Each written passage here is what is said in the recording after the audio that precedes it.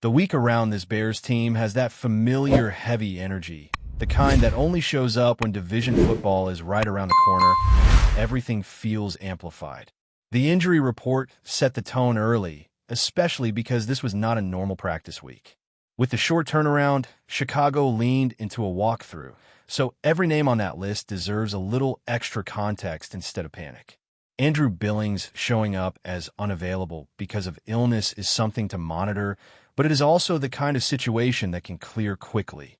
You hope by the time Saturday arrives, that is a non-story, because his presence inside matters when you're trying to control the line of scrimmage against Green Bay.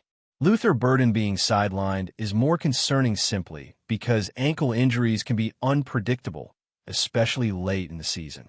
He is day-to-day, and that phrase means a lot when you're dealing with a game that carries division and postseason weight. Rome Odunze being held out feels more like a calculated decision than a setback. The Bears clearly understand what they have in him, and protecting a young playmaker from himself can sometimes be the smartest move, even when fans are desperate to see him on the field. This is about the long view, not just one afternoon. The limited participants tell a story of cautious optimism. Tremaine Edmunds being limited makes sense, but the key detail is that his window to return is officially open. That changes the entire conversation.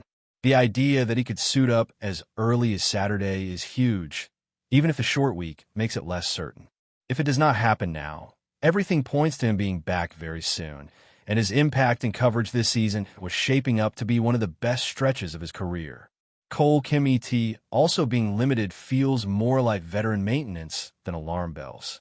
Late in the year, teams are careful with players who have taken a lot of snaps, especially when there's soreness involved. What stands out most is who is not on the report. Seeing names like Jalen Johnson and TJ Edwards absent is a relief. At this point in the season, a clean injury report is rare, and for Chicago, this is about as close as it gets. Kyler Gordon being done for the year is already baked into expectations, so there are no surprises there. The focus naturally shifts to the few question marks that could swing the game, especially Burden's ankle and Billings' illness, along with how quickly Edmunds progresses over the next update. On the other side, Green Bay is dealing with its own issues, and they are not minor. Several key contributors did not practice, and when you stack those absences together, it paints a picture of a team that is not entering this matchup at full strength. That does not guarantee anything, but it does create opportunity. This is the kind of game where preparation and execution matter more than excuses, and Chicago knows it. All of this sets the stage for the biggest storyline hovering over Soldier Field, and that is Caleb Williams. Over the last day, his comments have reflected a quarterback who understands exactly what is at stake. The last matchup with Green Bay still lingers, especially the interception that sealed it. He has not dodged that moment or minimized it. Instead, he has leaned into the reality that he has to be better, and more importantly, that he expects himself to be better. That mindset matters when you're talking about a young quarterback in the middle of a playoff push. Caleb's excitement about facing the Packers again at home feels genuine. This is not just another game, and he knows it. He has talked openly about how his level of play directly impacts what this team can accomplish, and that awareness is part of the growth process. When the Bears beat Cleveland, it was not just about the final score. It was about rhythm, timing, and efficiency. Completing more than 60% of his passes changed how the entire offense operated. The ball moved early, the offense stayed on schedule, and the pressure shifted to the defense. That fast start is something the Bears have emphasized repeatedly, and the first Green Bay matchup made that lesson impossible to ignore. Falling behind, especially against a team that knows how to play with a lead, puts you in survival mode. Caleb understands that while football is the ultimate team sport, quarterbacks are judged differently. Wins, losses, and critical moments all funnel back to that position. That comes with the territory, and he has embraced it. If Caleb can play the way he did in the second half against Green Bay and sustain the level he showed throughout the Cleveland game, Chicago gives itself a real chance. Injuries on the other side help, but relying on that is dangerous.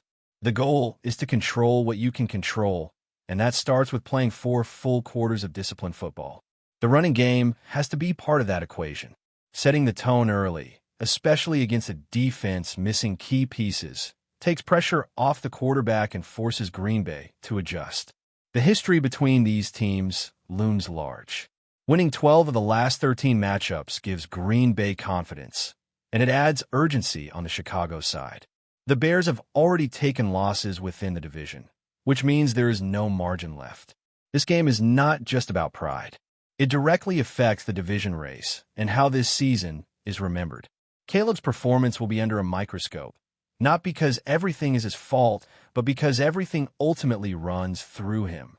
The numbers tell a clear story. Chicago's passing offense sits in the middle of the league, respectable but not dominant. That explains why the production has felt inconsistent despite the talent at receiver. It is not about a lack of weapons.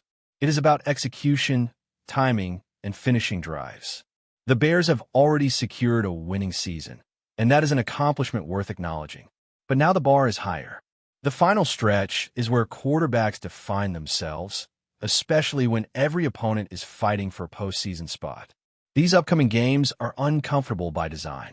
This is where growth happens, where mistakes are magnified, and where confidence is either earned or exposed. Caleb will face defenses that disguise coverage, bring pressure, and challenge him to make the right decision in the biggest moments.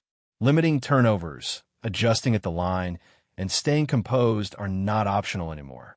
They are requirements. All of that pressure is part of the process. The Bears know their ceiling is tied to how far Caleb can push himself, and these games are the measuring stick.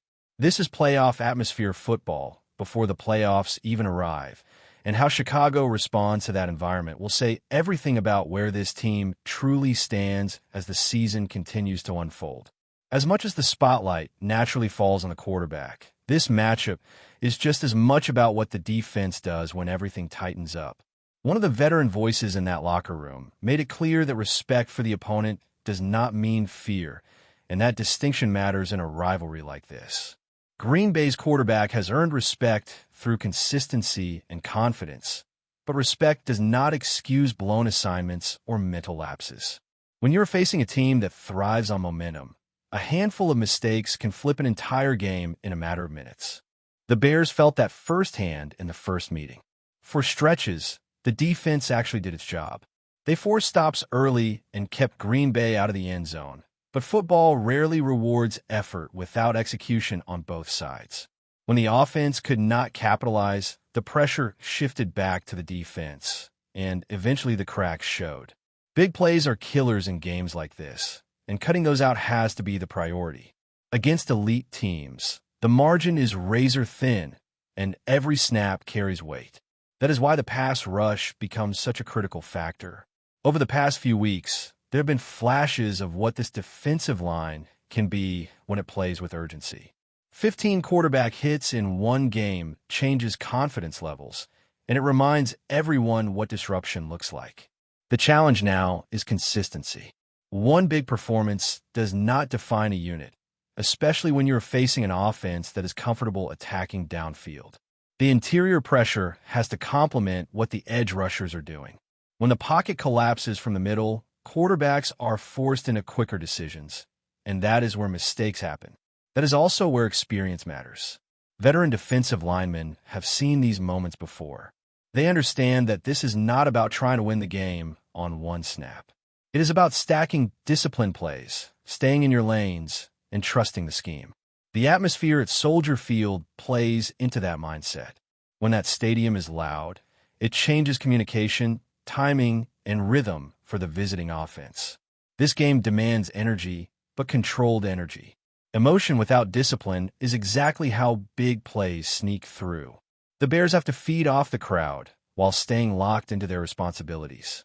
That balance is what separates statement wins from frustrating losses. Getting key players back in coverage would make a noticeable difference. When the secondary is healthy, everything behind the line feels more connected. Linebackers can flow freely, defensive backs can be more aggressive, and the entire unit plays faster.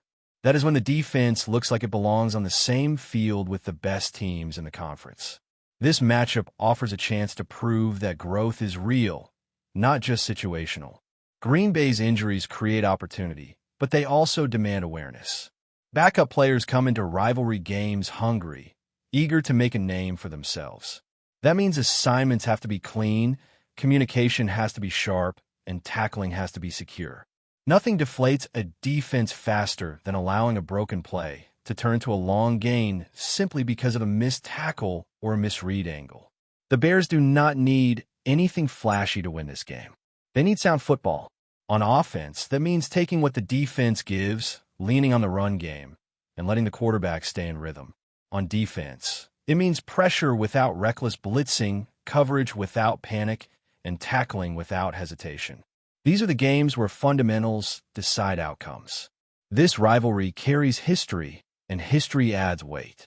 Green Bay has owned the matchup for years, and everyone in Chicago knows it. That reality does not change with talk or confidence alone. It changes with execution. Every snap is an opportunity to shift the narrative, but only if the Bears play like they belong in this moment. That means no shortcuts, no mental breaks, and no assuming the opponent will make mistakes on their own. What makes this stretch of the season so revealing is that it forces teams to show who they really are. The Bears are no longer in the phase where moral victories matter. They have already proven they can win. Now the question is how they respond when expectations rise. These games are not about development alone anymore. They are about identity. When the defense talks about limiting big plays, it is not just a cliche. It is an acknowledgement that discipline wins in December. Forcing long drives increases the chance of penalties, negative plays, or mistakes. That is how you tilt a game without needing takeaways on every possession. It is about patience and trust. The same applies to the offense. Playing within structure does not mean playing scared. It means understanding when to push and when to live for the next snap. The quarterback does not need to be perfect. He needs to be composed. That composure spreads through the huddle, through the sideline, and into the stands. This is the type of game where leadership shows up in subtle ways.